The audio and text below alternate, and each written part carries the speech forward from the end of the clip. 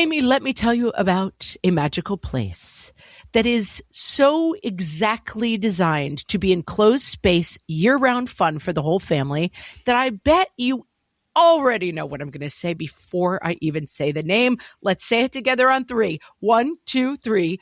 Great Wolf Lodge. You got it, Amy. My kids loved Great Wolf Lodge when we went. You probably already know that it has a huge indoor water park with a wave pool, lazy river, a bunch of massive water slides. But then your pack can hit the other attractions because wait, there's more. Great Wolf Lodge has adventure-packed attractions like Magi Quest, a live-action game kids can play throughout the lodge, plus the Northern Lights Arcade. Spent some quality time there, so your kid who loves the lazy river and your kid who loves fantasy games will both have a great time. Great Wolf Lodge also offers great dining options and complimentary daily events like nightly dance parties, all under one roof. Unpack the car once and you're settled in to have fun. And with 22 lodges across the country, you're always a short drive away from adventure. We've both had such great times at Great Wolf Lodge, so bring your pack together at a lodge near you. Learn more at greatwolf.com and strengthen the pack.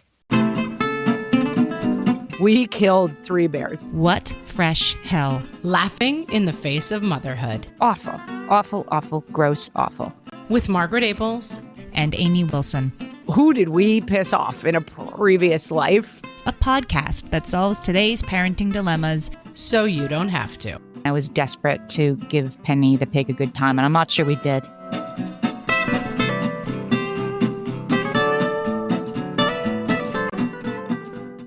Hey, everybody. Welcome to What Fresh Hell, Laughing in the Face of Motherhood. This is Amy. And this is Margaret. And today we are talking about mom worsts.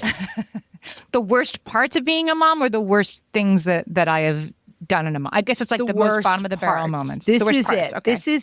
I heard somebody talking about mom firsts. The idea of like, oh, the first time you ever change a diaper.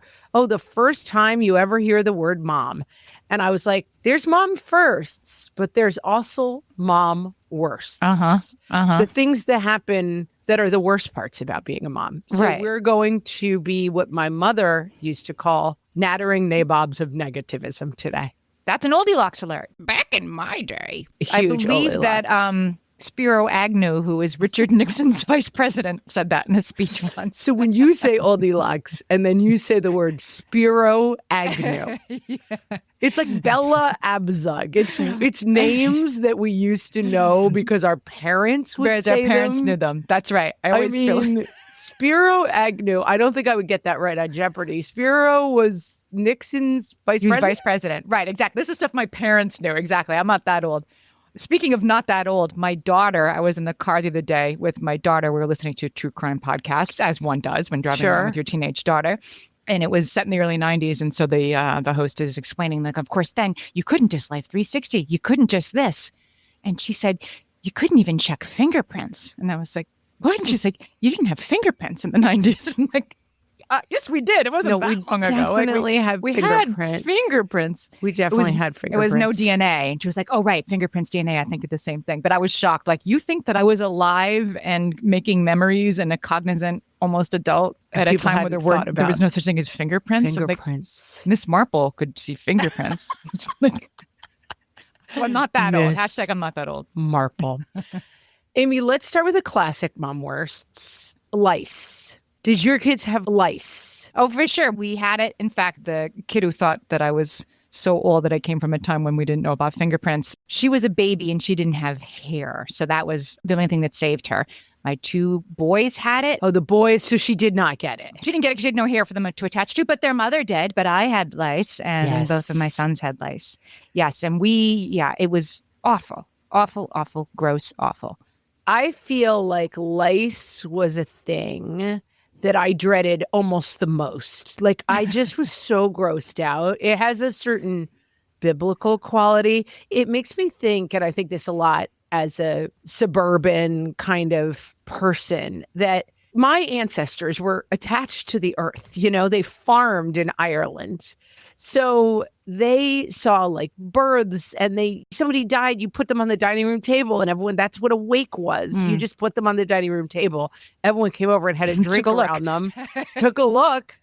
gave them a Definitely toast, did. and then put them, although there's an amazing Irish, do you know the Irish song Tim Finnegan's Wake? No. Oh, we'll have to link to it. It's one of the greatest Irish folk songs ever. And Tim Finnegan falls from a ladder and he broke his skull, and they carry him home, his corpse, to wake, and they lay him out on the table. And then because it's an Irish wake, everyone starts drinking and a fight breaks out, and shillelagh law takes over. People are beating each other left and right. And then the whiskey splatters over Tim. And then he wakes up and he starts fighting with all the rest of them. Tim Finnegan's Wake, amazing song. It's an Irish, the Clancy brothers do a version of it, but I think maybe the Dropkick Murphys did one as well. It's an amazing song. I'm going to link to it. All that being said, how does this relate to lice, Amy? I feel like the idea of bugs living on you is so deeply repulsive in terms of this shouldn't be happening. It's a shame. I remember when it happened, a female relative said to me in horror, but you're clean, but your kids are clean, because in her mind, only like the dirtiest of unloved children would have lice, and that my kids did meant she had to reconsider everything she thought she knew about how I raised my children. I get it. It feels like a plague.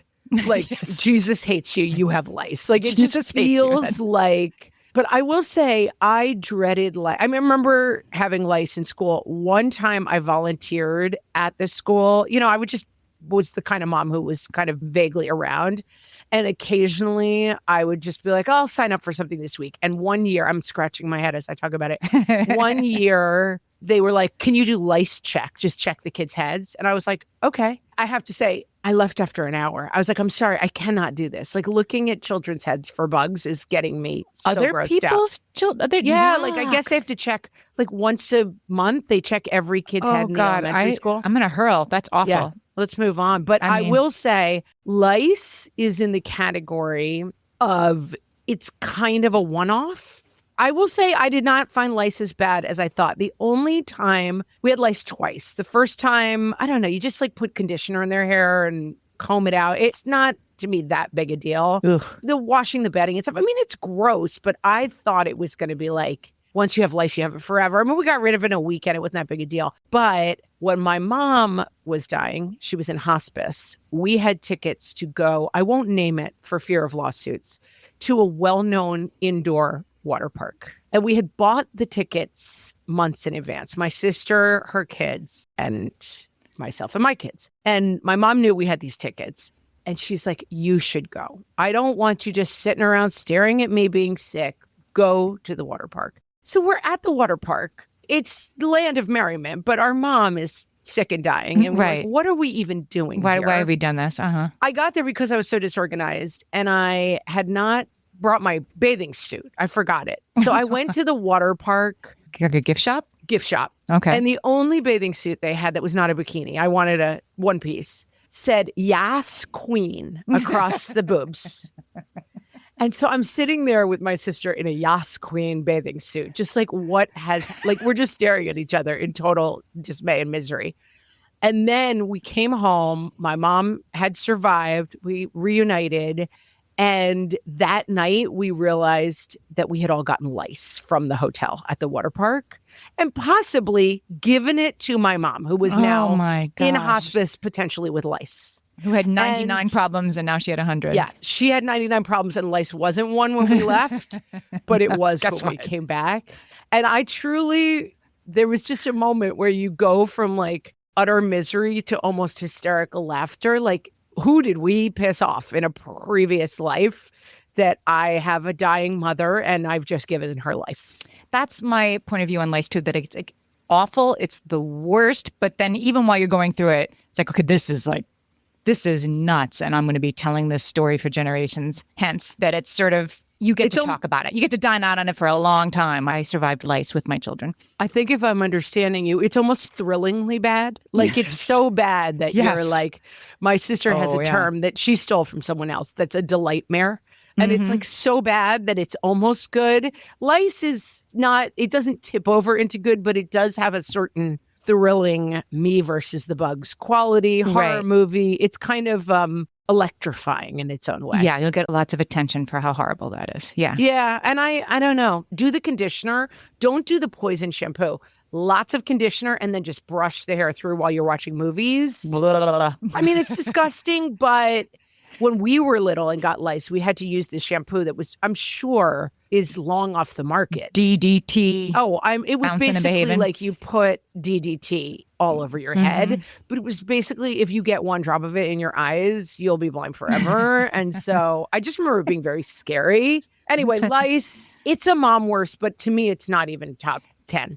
But you get more attention, right? And for, oh my gosh, poor you for having lice than something which I think is arguably even worse, which is when everybody in your family is like throwing up at the same time. Like all family throw up. All family stomach flu is horrible. I mean, I would say any sickness is bad. Any child under 5 throwing up is a nightmare because it's basically just fire hose of vomit with no discernible tells. They don't know. It's like a migraine without an aura. They don't seem to know that they're about to throw up. It just starts happening. Yeah. And we'll go back. This is a well-established and long-established rule on the What Fresh Hell podcast. If you're not a listener from the beginning, first of all, you should be. Second of all, let us introduce you to this rule now. Never bring a kid with a stomach virus into your bed. Oh. I don't care how sad and sweet and fevery and pathetic they look. They sleep on the floor next to a bucket. Okay. Yeah. Because when they throw up in your bed, you're getting up, you're changing sheets. The kid cannot come in your bed, no matter how pathetic they look. I thought you were going to say, can't come in your bed because now you'll have it too. But that ship has sailed. You definitely that ship has sailed. You already have it. It's just the countdown. Right. It's just a matter of when. We got the all-family stomach flu once. And it's so burned in my memory. We were so sick. There's a certain way that the stomach flu lays you out, like total body weakness, total loss of muscular control in every way. Mm-hmm. And the baby got it, 9-month-old baby, started giving it to the other people, the other kids, those people. And then children, I believe we call them. I got it. And I said to my husband, I have to lay down. And then he got it. And we worked out a system where we would each sleep for an hour. One person would have to stay up with the kids and the other person would sleep for an hour. It was that active of a night watch, huh? It was wild. Well, the other person was so sick they couldn't make it more than an hour without going back to sleep. And I'm sure one of the kids didn't have it. So then we still have like a 5-year-old who's running around like crazy. And I remember at some point my husband came in and woke me up after an hour and was like, it's my turn to get in bed. And I said to him, if you've ever loved me, if you've ever cared for me, let me keep sleeping, please, I beg you. And he was like, get up. I'm getting in this bed. Like we were just so sick. I have the opposite side of that story, which was I had 2 kids, 2 out of 3. Yeah, we're up during the night and throwing up and whatever. And I had one in my bed. I didn't know you then. So I made the mistake. I had one in the bed. Nope. And my husband, we used to have a Murphy bed in our old apartment. You know, I love a Murphy bed. Is like an ironing board, comes down to the wall. And like it was great because you're in an apartment. You really don't want an extra bed around except the once every 2 months when you need it. Anyway, my husband's in the Murphy bed and I'm dealing with the kids all night. And I crawling over broken glass with the baby out to him at 5:30 in the morning to wake him, like, tag, you're it. And he said, no, I can't. I was so worried that I would get it too, that I've been up all night worried that I would get it. So I have to go back to sleep. I'm like, no, I do have it. And so does the baby. And like, what do you mean? Yeah. He was like, no. I've been so worried that I might feel sick that I haven't been able to sleep a wink. So you must take her. So no, that didn't fly with me. Oh, no. Yeah, I think we had put out a call on Facebook for mom worsts, and this was the number one response, the all family sickness. Mm-hmm. It ruins vacations. We then, by the way, this was 3 days before Thanksgiving. I will say this was before COVID, and we should have known better, but we were feeling a little bit better, like well enough to get to the airport. We were going to Texas for Thanksgiving, and we just thought, we're going. Like, we're not going to miss our plane. We'd paid for the tickets. They were non-refundable. And like the zombies from The Stand, we got on a plane, 5 of us, God knows how many Thanksgivings we ruined. I mean, maybe shouldn't be admitting this publicly. We got to Thanksgiving and then gave it to 12 people at Thanksgiving. And then gave it to my sister-in-law, got engaged that Thanksgiving weekend and accepted her ring. And then within an hour was throwing up. It was horrible. No. We gave it to probably 100 people. I mean, we were what did they call it? We were the super spreaders. We were patient zeros. Ooh. Patience zero, I believe would be the correct term. We absolutely apologize. We didn't know better. I don't know. We're dummies. We didn't think about it, and it was our bad. You weren't thinking right. You weren't right in the head. We weren't in our right minds, people. We had the stomach flu. All right, Amy, we'll be back with even more mom worsts. Hellions, it's time for some spring cleaning, and I don't just mean the coat closets. Doing your financial spring cleaning can actually be super easy when you let Monarch do your financial spring cleaning for you.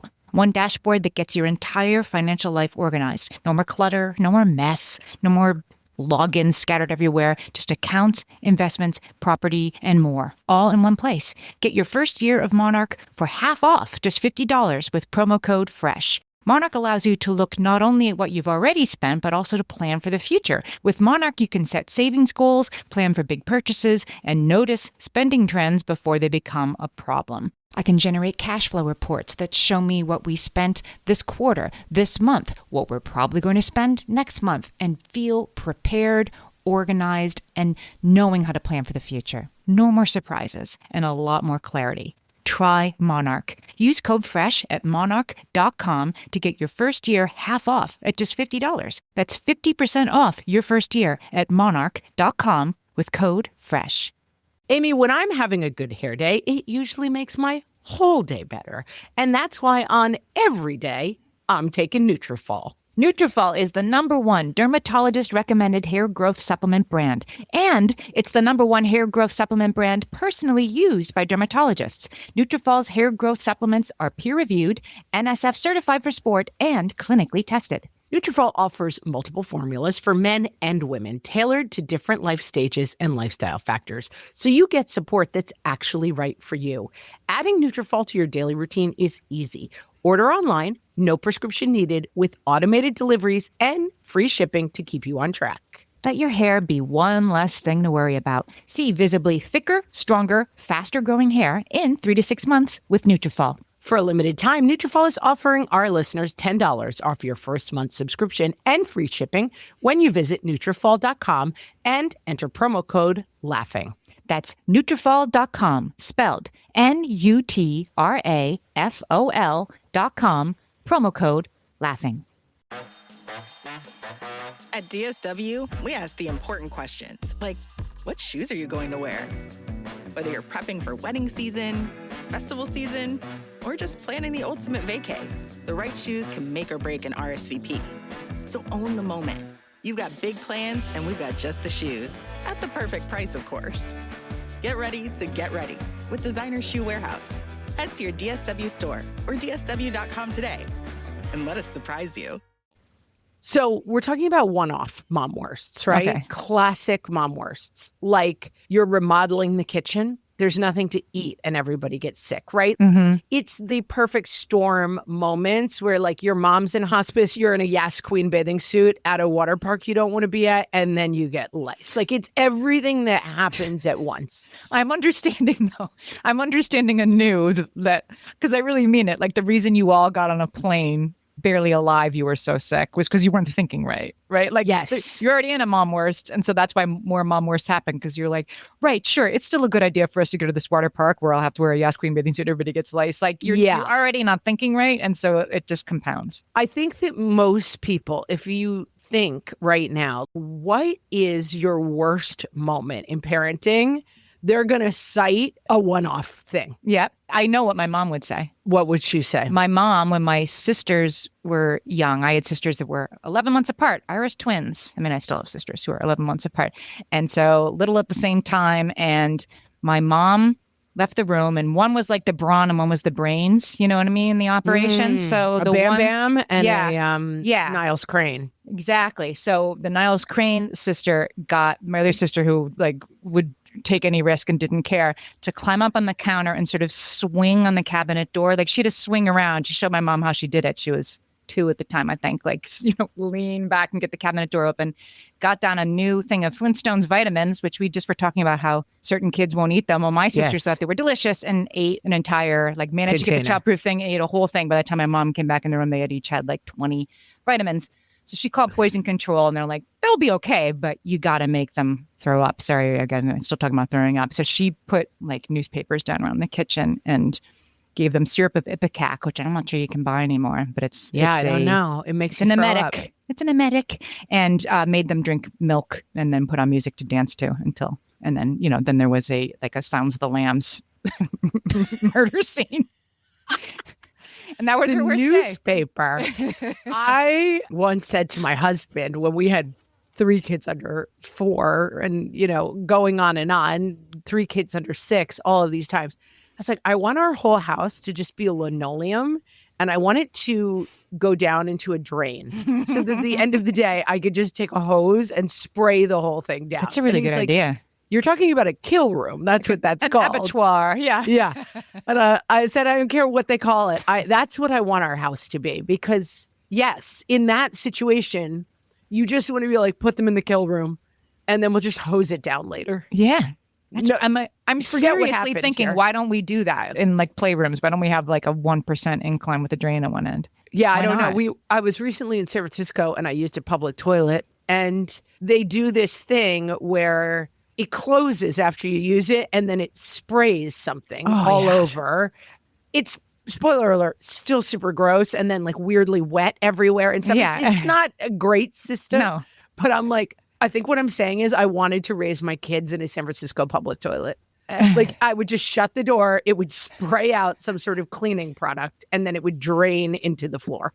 Just a back to one sanitized thing. What is your worst, like mom worst, if it's a one-off? Like what is your absolute worst moment? I mean, it's easy for me. We were living in LA. I had 3 kids under 6 probably. We were going to move and we had done some renovations that were turning out to be like much more expensive and problematic in a million ways. We had garden beds that were up against the whole house. And the contractor was like, you should rip these out because basically they're collecting water and like rotting the foundation of your house. They were raised planting beds that were all around the house. Can you picture what I'm talking about? Yeah, I can. They didn't have proper drainage underneath. And so they're just kind of rotting. So they were just filling with water and like the water was seeping into the walls. So we ripped them all out. And then we got rats in the house who had somehow been living in the planters. Sure. And we could hear that we could hear them in the crawl space. I thought they were on the roof. I thought it was squirrels on the roof. And my husband did not have the heart to be like, those aren't squirrels and they're not in the roof. And they're not raccoons and they're not red pandas, something cute.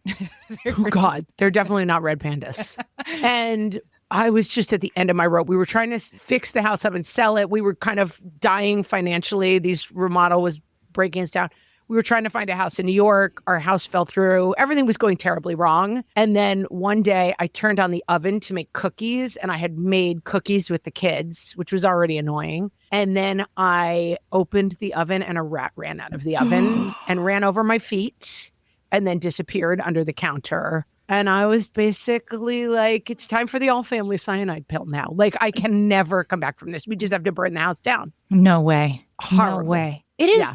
That is that's disgusting and awful, but I'm going back to the slightly more universal experience of doing the renovations so you can leave. Like the renovations you have to do on the way out of a house just stink. And it takes twice as long and costs twice as much as it was supposed to. And you're doing this like for who, right? So you get to leave. It's your cost of exiting your own house. That sucks. And looking back, I'm no contractor, but beware the renovations. Like, I don't know.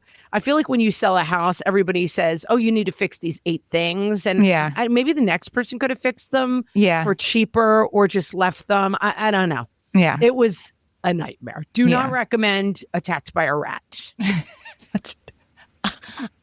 I am unwell just thinking about it still, even though you said it a minute ago. I'm still thinking about it and a little unwell.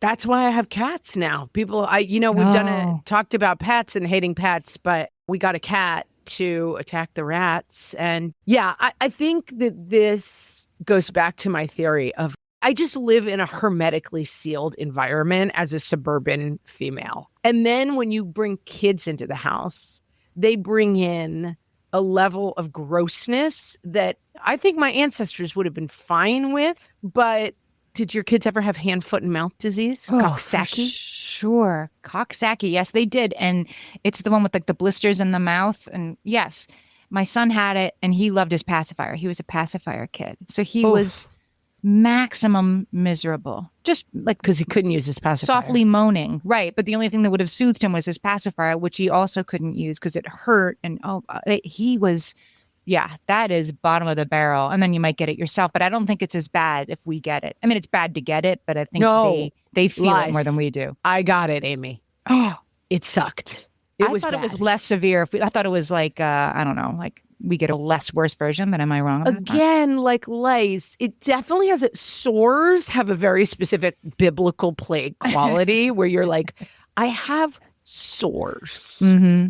Like open festering sores wounds on my hands. Yeah. It's so in your mouth. It's so gross. I know. I feel like the grossness threshold in my life is so low that I now cannot handle any gross. I mean, I say this, and then my roommates in college would make fun of me because I'm like, I really hate food dishes. And they're like, yeah, everybody does. You just have to do the dishes. But I do feel like people have certain sensitivities. Mm-hmm. And to me, illness and, it really is my kryptonite. I think that some people, like, bugs don't bother me that much, but oh my God, I have 2 out of my 3 kids. If a bee like happens to buzz somewhere around where we're seated, 2 out of my 3 will get up and shriek and run away. And they're like, I have big kids now. Wow. They shriek Still and run away, bugs. just run around. A spider, which I really have tried to implant in my kids for decades now, that a spider is to bugs like a cat is to a rat. If you don't like bugs, a spider is your friend. There you go. They're not buying this argument. No, not at all. I'm like Charlotte. Nope. They don't buy it at all. Yeah, I think sometimes you have to know your strengths and your weaknesses. And my weaknesses are gross things. You are so much more exposed to these things once you have a kid. Like, yes, that's it.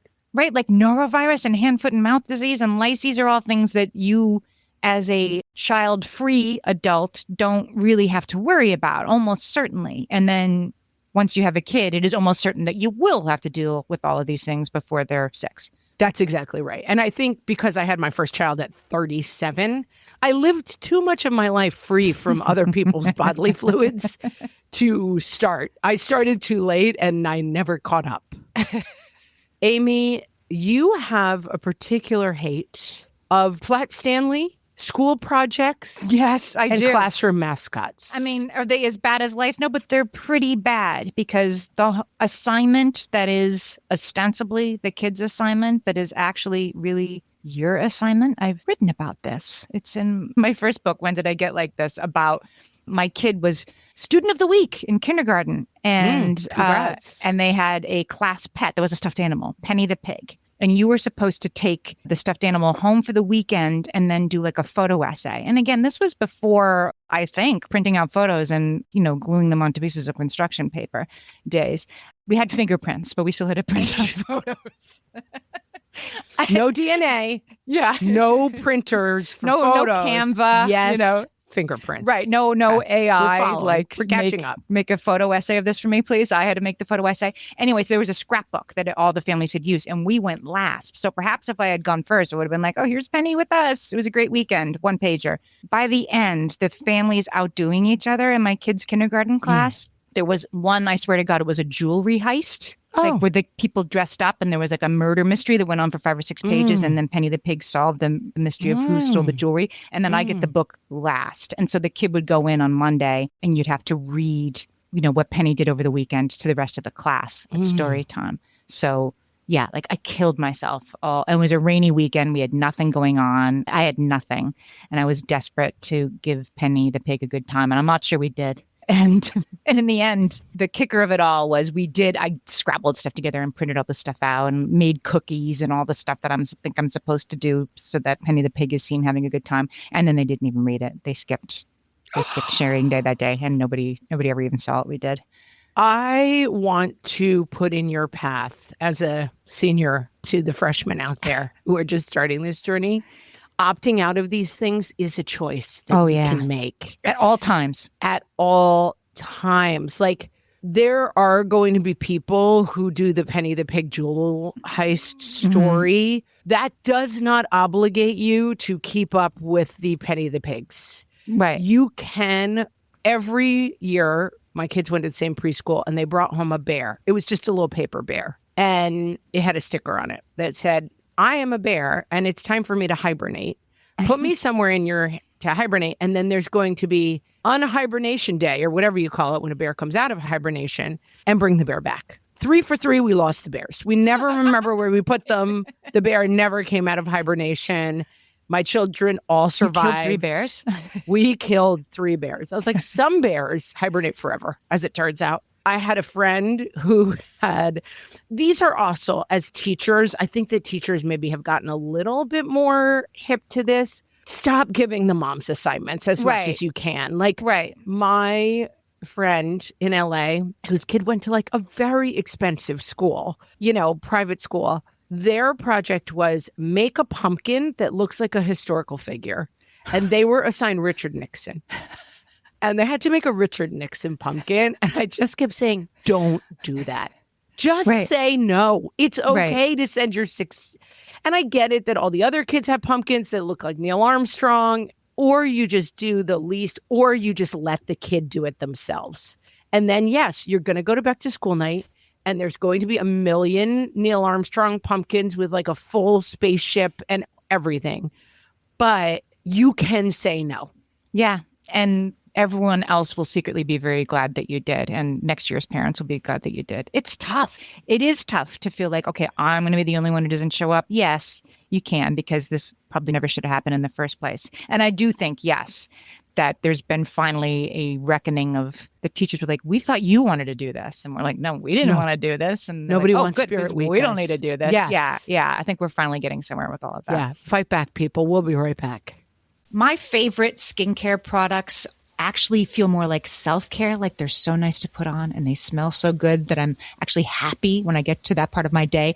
And I swear that is how I feel about Osea's anti-aging body balm. Amy, you are usually the lotions and potions queen on this podcast, but I have to say, hard agree. Osea's anti-aging body balm is a liquid silk body balm that combines the lasting hydration of a lotion with the firming power of a serum, leaving skin smoother and firmer. This body balm is clinically tested and designed to deliver visible results you can see and feel. So we've gotten to use this product for a couple of months now, and I swear I have really noticed firmer and smoother skin, like on the back of my hands. It's like getting a mini spa treatment from head to toe. Get a spring-worthy glow with clean, clinically tested skincare from Osea.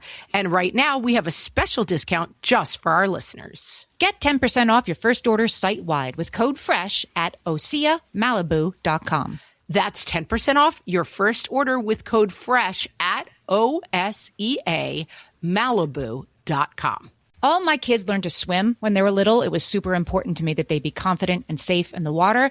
There was only one problem with that: taking them to swim lessons. I mean, the pools were freezing. There were always cranky adults doing laps right there. And it was definitely not, for any of us, what you would call fun. Amy, heard. But now there's Goldfish Swim School. Goldfish takes a really thoughtful approach to swim lessons, combining research-based teaching with a warm, kid-friendly environment that actually helps kids thrive in the water. Every detail at Goldfish is thoughtfully designed to create a golden experience, from shiver-free, warm indoor pools to comfy waiting areas for parents to professionally trained lifeguards on deck. Goldfish uses an approach called the science of swim play, which combines guided play with proven teaching techniques to help kids learn to swim, build water safety skills, and gain confidence, all at their own pace. Lessons are designed to meet kids exactly where they're at. If you've been thinking about swim lessons or just wondering where to start, this is a great opportunity. Right now, Goldfish Swim School is offering a waived membership plus your child's first lesson free at participating locations. Just visit goldfishswimschool.com/free to find a location near you and enroll using promo code FREE. That's goldfishswimschool.com/free, promo code FREE.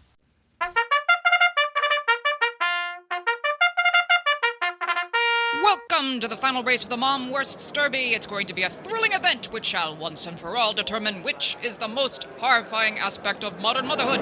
They're at the gate. And they're off! Strong out of the gate is Diaper Blowout with hand, foot, and mouth outbreak close behind. It's a Diaper Blowout and hand, foot, and mouth. But here comes, oh, for the love of Pete, I can't believe they need another snack. Followed by, where is your other shoe? Diaper Blowout falling back as I've told you 6 times to put on a coat surges up the rail. And here comes the heavy favorite, Unwavering Constant Anxiety taking over the field. Followed closely by, haven't had sex in 2 months.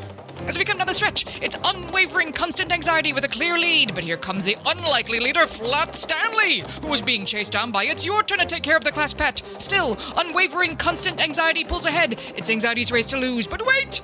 As we come into the final turn, it's All Family Stomach Flu, with vomiting offspring on an airliner right on its tail. Passing on the outside, All Family Stomach Flu as they come out of the turn. Unexpected loss of hair and looks is making a late race show, but it's All Family Stomach Flu, with vomiting offspring on an airliner challenging for the lead down the stretch. And at the finish, it is All Family Stomach Flu! All Family Stomach Flu is your Mom Worsts champion, besting the time of last year's champion. I just call poo in my hand.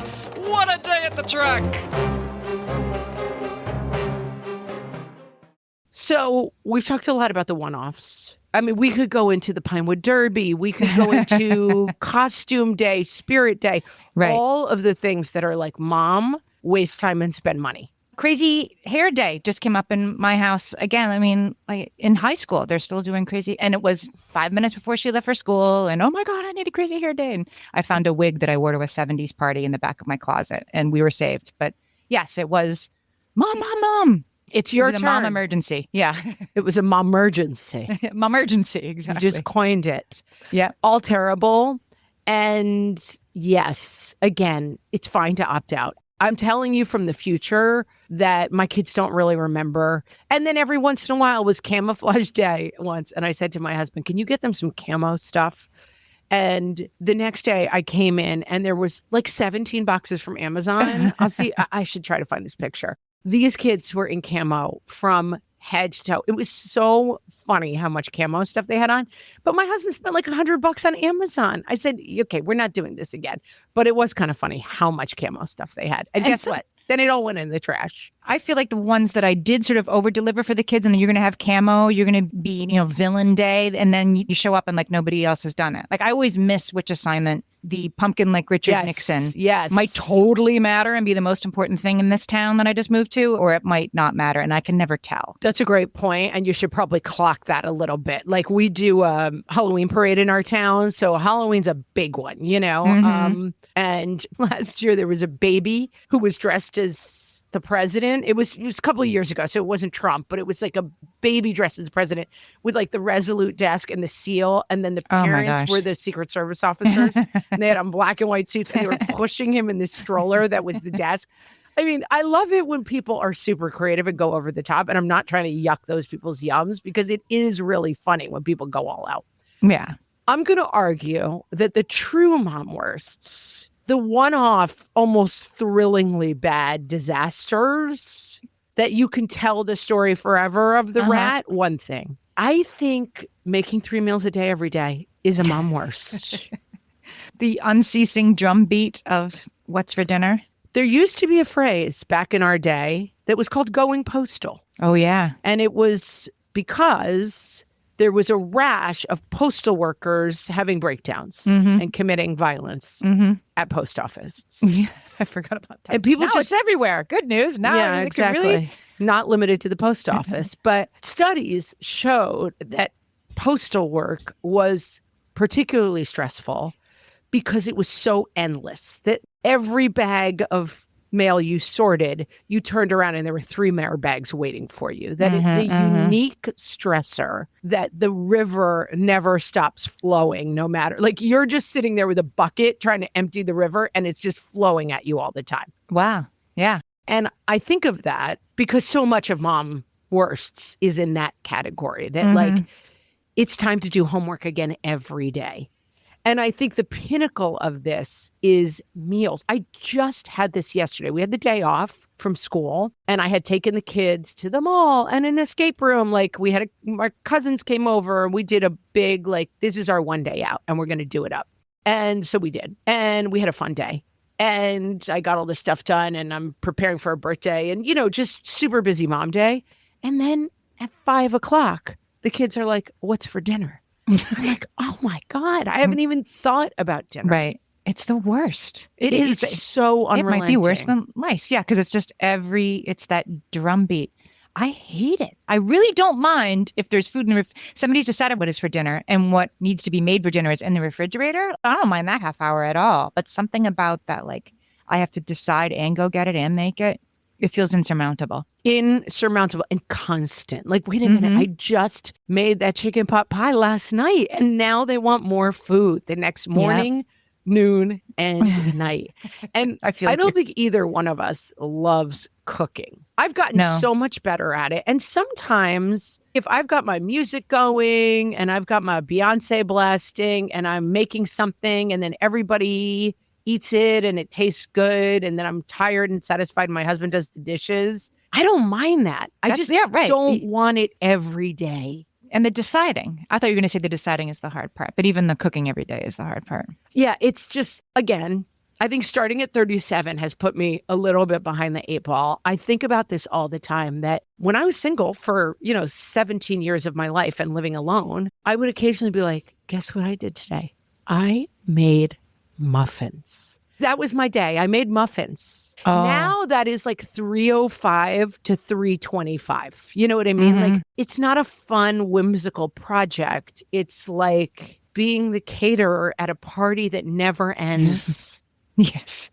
The guests won't leave. No, they never leave. It's funny. In my house, I am the one, I'll just get pizza. I'll just do whatever. Like, I am not picky about what I eat. And I have other family members who are much more convinced, correctly, by the way, that cooking is much healthier, that the ingredients are better, that you can control what you eat, and it's really not that big a deal. And sometimes they don't even mind running to the store to get the stuff we need. And they're just so darn agreeable about it. And I'm like, can't we just please get Chinese food? Why are we starting this? What's for dinner? Yeah, I'm like the teenagers that can we just order Chinese food, Mom? I'm playing that part.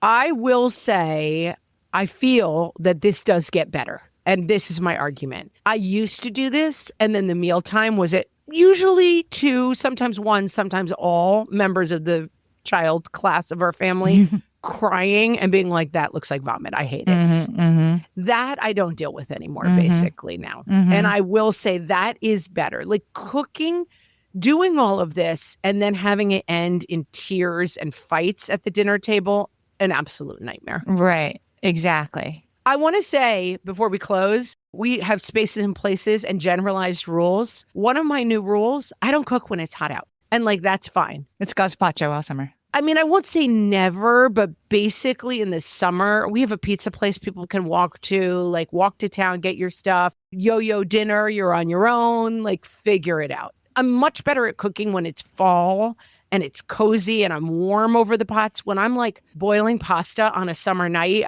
there's no living with me. I'm a monster. Well, I'm a person, we've discussed this, I'm like your sister that like if I could just take a capsule, if I could just have smoothies for the rest of my life, I'd be fine with that. Do it. Or just a pill twice a day. I would have like a handful of pretzels for dinner. It's good for me. So that's what's hard about it for me. It's like, I don't even want to eat. I'm not even really hungry. I don't even really want this. Yeah, I definitely don't want to cook. I don't want to cook, but there you are. Amy, can we talk about what I think might be the pinnacle of mom worsts? Okay. The top of the mountain. It's a phenomenon that we call, oops, I'm old. Yes. I feel like I am the pinnacle sufferer of this because I had children when I was 37 years old. Yes. As I've mentioned several times on this podcast. But I had children at 37, meaning at 30, I got married at 36 in like a beautiful wedding gown with gorgeous thick hair that was piled around in a giant do because like where would we even put all of this hair? Yes, you have a lot to work with. Yeah. With like a general glow of youthful healthiness about me. And then I had 3 children in 3 years. And then like I woke up 10 years later and I was almost 50. Where did it go? I wasn't paying attention. In fact, I would argue, like walking down the aisle at 36, it's like, phew, I just made it, right? Like the gate is closing and I'm crawling underneath it before I'm too old for anybody to love me. Yeah, Indiana Jones my way under the closing grate. That's what I mean. And now you look back and it's like, wow, that was like peak youth.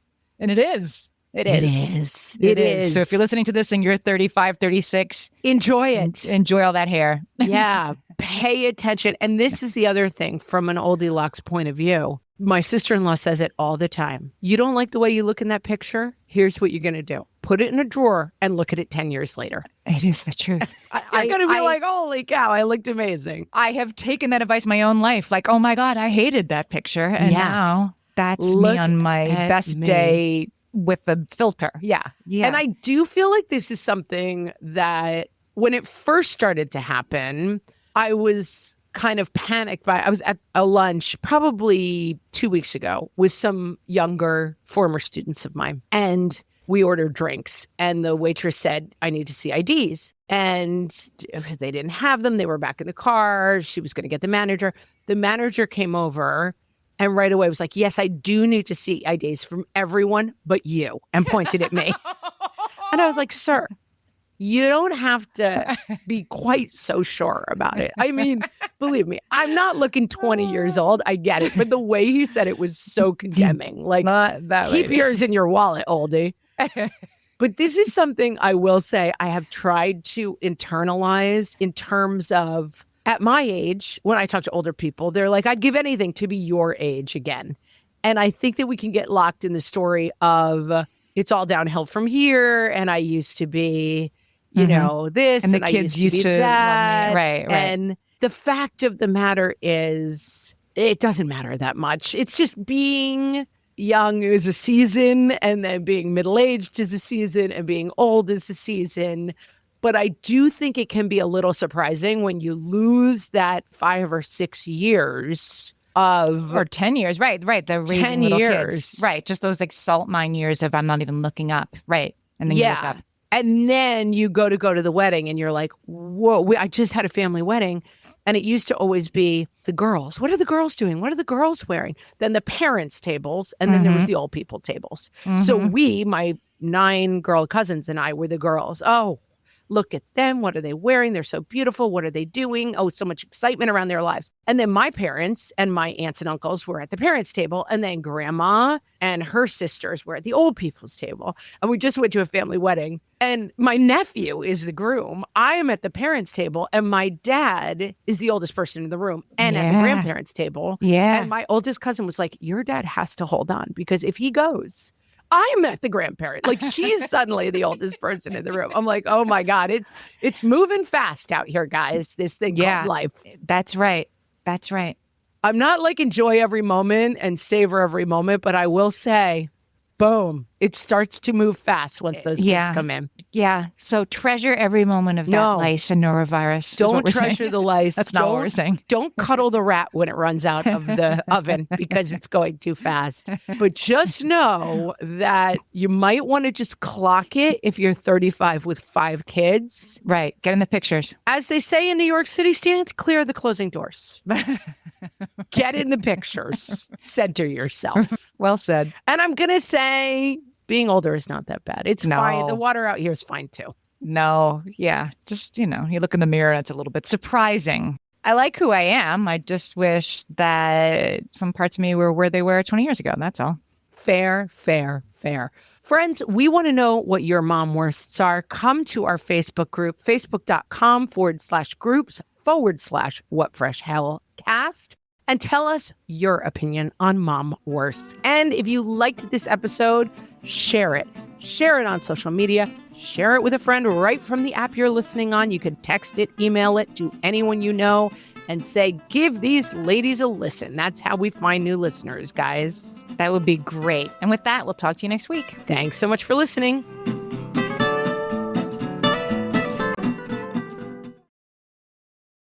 What if you could talk to cheese, ride a unicorn to the moon, or have a dance-off with a dinosaur? Welcome to What If World, a storytelling podcast for kids, where the only limit is your imagination. Each week, Mr. Eric and his friends answer your questions with thoughtful, original, and hilarious stories. What if trees became robots? What if a dragon was allergic to gold? Check out What If World wherever you listen to podcasts. Warning, may cause you to giggle until you pop.